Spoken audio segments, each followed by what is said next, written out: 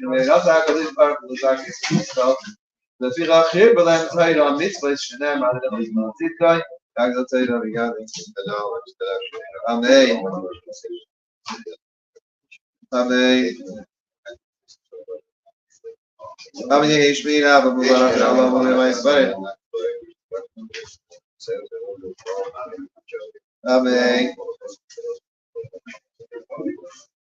Amen.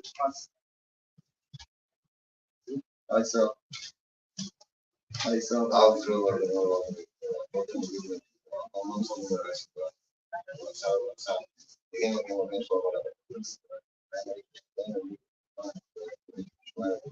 Amen. Amen.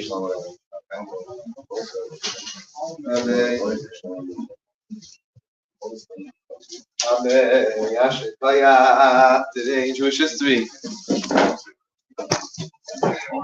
Tonight is the yard site of Reb Menachem Azaria. Anybody know who Reb Menachem Azaria was? Reb Menachem Azaria. Reb Menachem Azaria. He was from Fano. Who is he?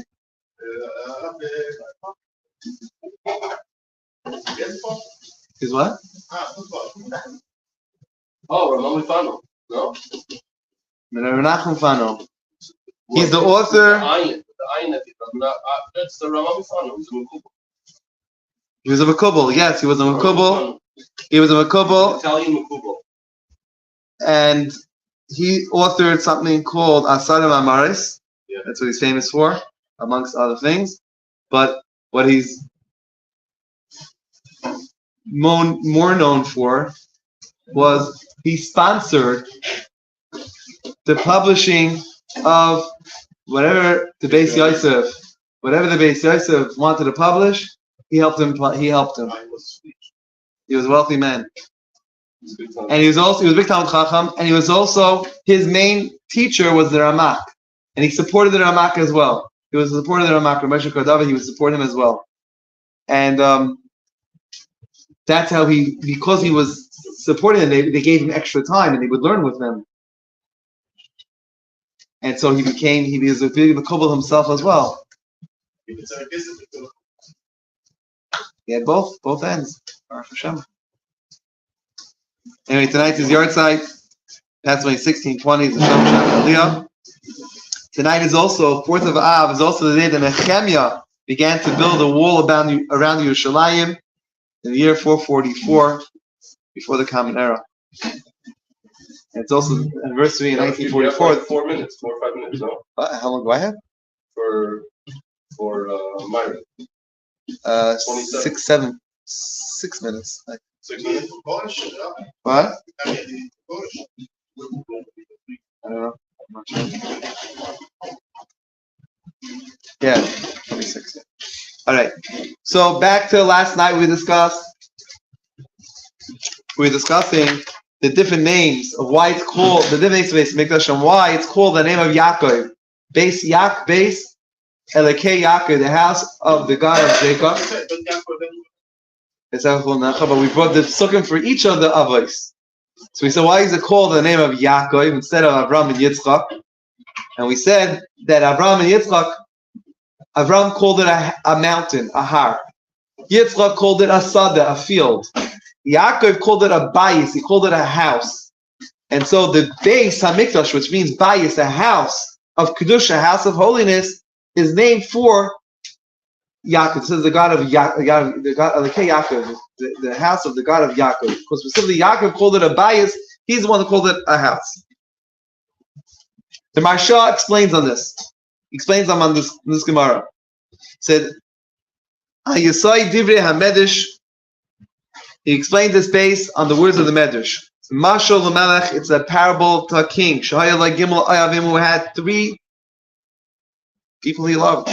He had 3 friends, 3 best friends. Ubikesh Livnois Platin, and he desired to build a beautiful place, a beautiful house, like a palace. So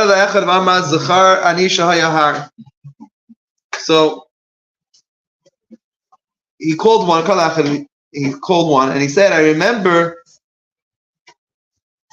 that there was a mountain over here. And he calls the second one, and he says, I remember I remember there was a field over here. He calls a third one, and he tells him, I remember that in this place there was a house over here. So the king said, you got one guy remembers it being a mountain. He has no imagination. One guy remembers it being a field. I'm getting a little better. Maybe it's really what they saw. Could be. From their lip. It could be. And the third one saw a house there.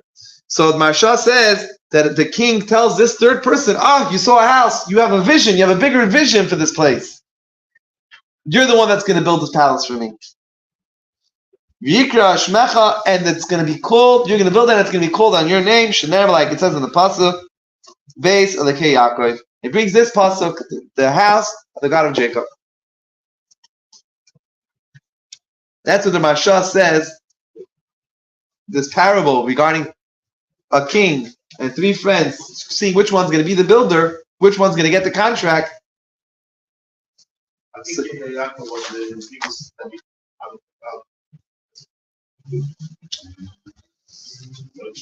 So the Al-Shich explains a little different. The Al-Shich explains, and the Al-Shich is known as also the Al-Shich HaKadosh, the Holy Al-Shich. It's one of those ones that holy. He's like this. Shloisha pa'amim niv beis hamikdash. The 3 times the Beis Hamikdash was built. Hashnayim b'dei Adam. 2 of them were built by man, contractors. Hashlishi yeh b'dei HaKadosh Baruch Hu. The 3rd one is going to be built by Hashem. Hashem is going to be the contractor. V'nei Harishon hu b'schus Avram. The first Beis Hamikdash is in the merit of Avram Avinu. Avram. Ba'ashiyat zemenu Yishmael. But because out of Avram came Yishmael, it didn't last. The first Beis Hamikdash didn't last. And that's why the first Beis Hamikdash was destroyed through the hands of Yishmael.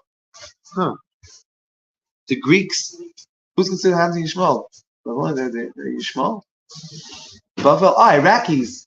Bavel. I guess Bavel. Till today's Yishmael, I guess.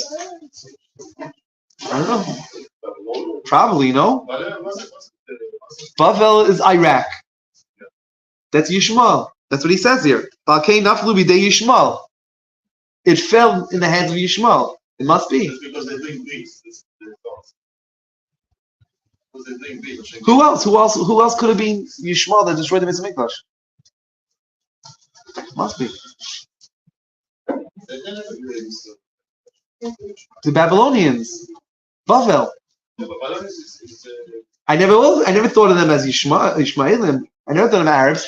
But think about it. If Bavel is Iraq, today they're Yishmael. Saddam Hussein said he's the higher of Nebuchadnezzar, right? He said he took over for Nebuchadnezzar. Nebuchadnezzar was Melech Bavel. He was the king of Bavel. He said that? Yeah. I think he claimed he had the throne of Nebuchadnezzar or something. No? Remember something like that? Remember the picture of Jacob Goldstein, the General Goldstein, what's the chaplain? He's Amalek. Amalek. I don't know. But General Goldstein, the famous picture of him in his golden throne, of Saddam Hussein's golden throne, when America went into his palace after they captured him, or before they captured him, whatever, when they went into Iraq. And that throne officially, he says, was from Nebuchadnezzar. It is or isn't. So he says the first one was destroyed by Yishmael. And that's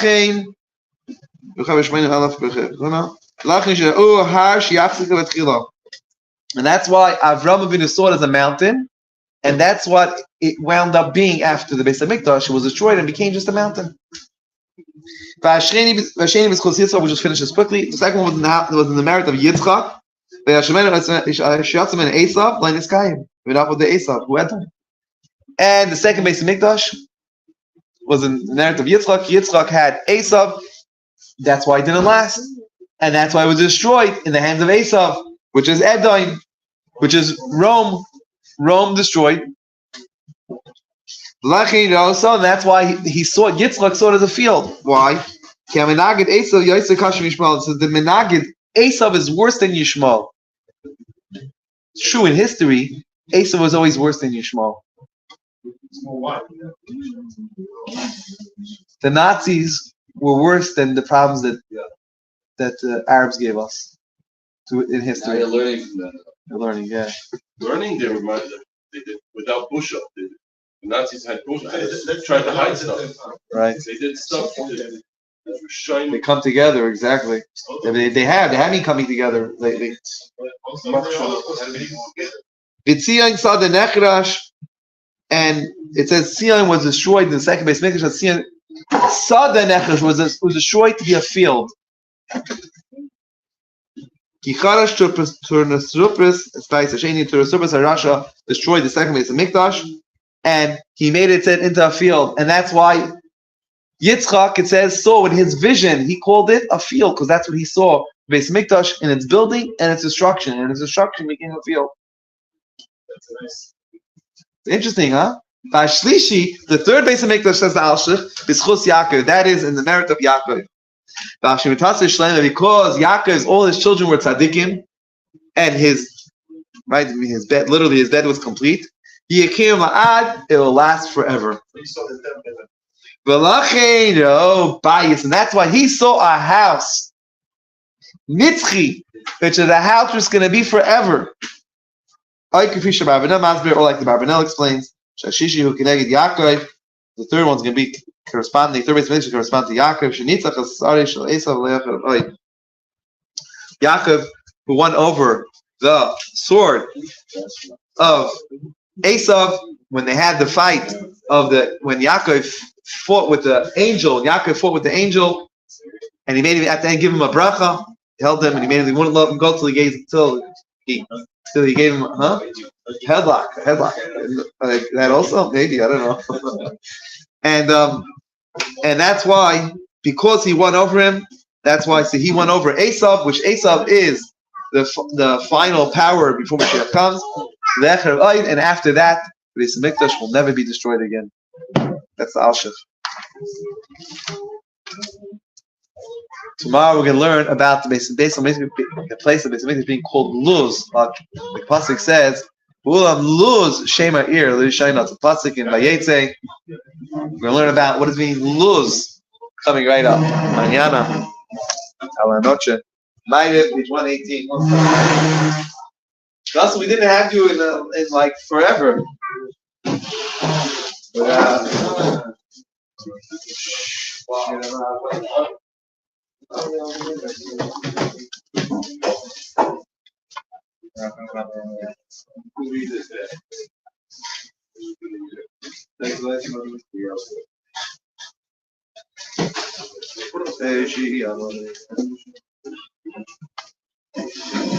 Zullen kujt zo borg was alleen no, je wil wat nemen zie, nee sei shomaim.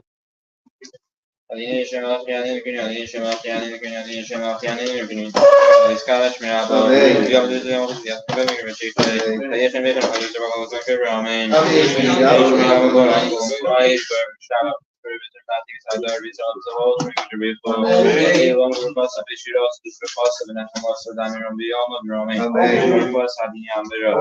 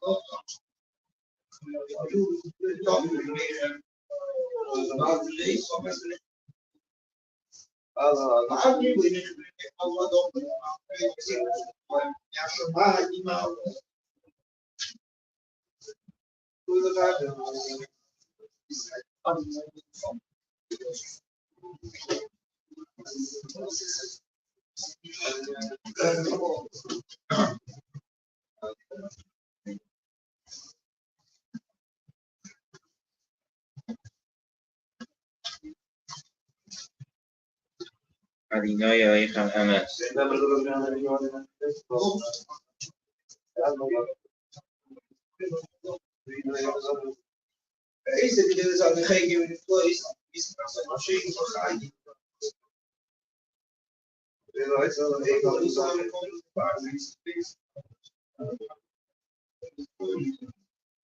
Malchus is what the people of Amish and the Hamish is for Rabbi and Bulami. They came to mention the Eli under Radio and every God out of the Yagi Vigil and Positive Member of the Adi Nagal Israel.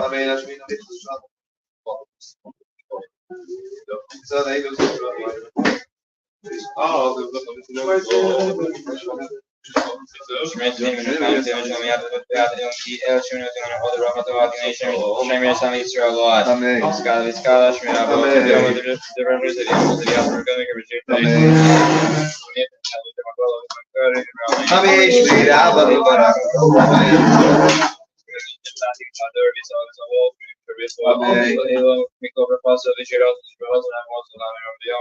Amen.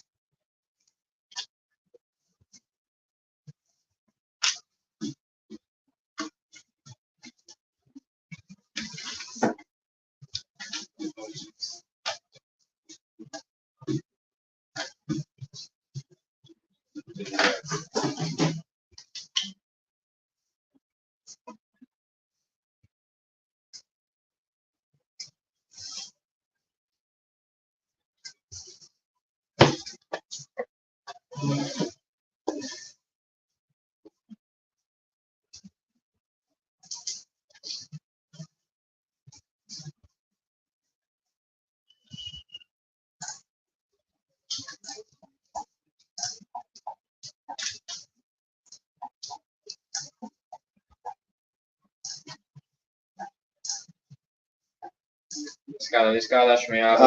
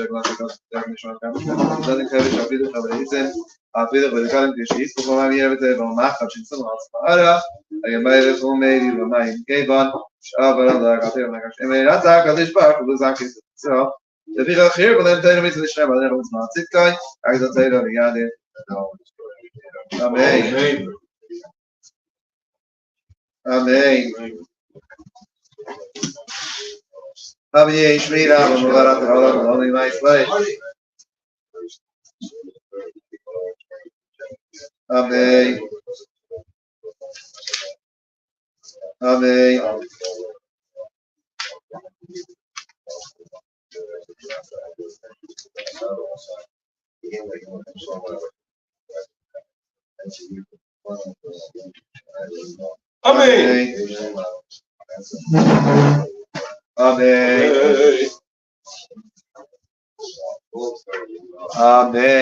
Tomorrow morning, 9 o'clock. This Sunday, we have a very interesting seminar taking place right over here, and that is how to get EU passports in EU. No, we not need any visas. We don't like Poland. We don't like promoting Poland, but it's just a way to get an EU green light. If anybody's interested, if it works for anybody. For me, green light for what? That you can get. You don't need visas anywhere in the EU or 180 something countries. Visa free. If you're an American? Yeah. Well, right now you need. If you're American, you need a visa. But if you get a Polish passport, you get automatically transfers to the EU, and you right, get. because it's part of the EU, so you can go anywhere. Yeah. Or anywhere, any country in the EU. Any country, but this is DACA Polish. Yeah. No, anyone you could. How are you gonna get a citizenship anywhere else? Why DACA? This guy, because Poland had 3 million Jews before the war. Right. So this guy specializing in sort of forcing the Polish government to give Even though passport. even if you don't have a Polish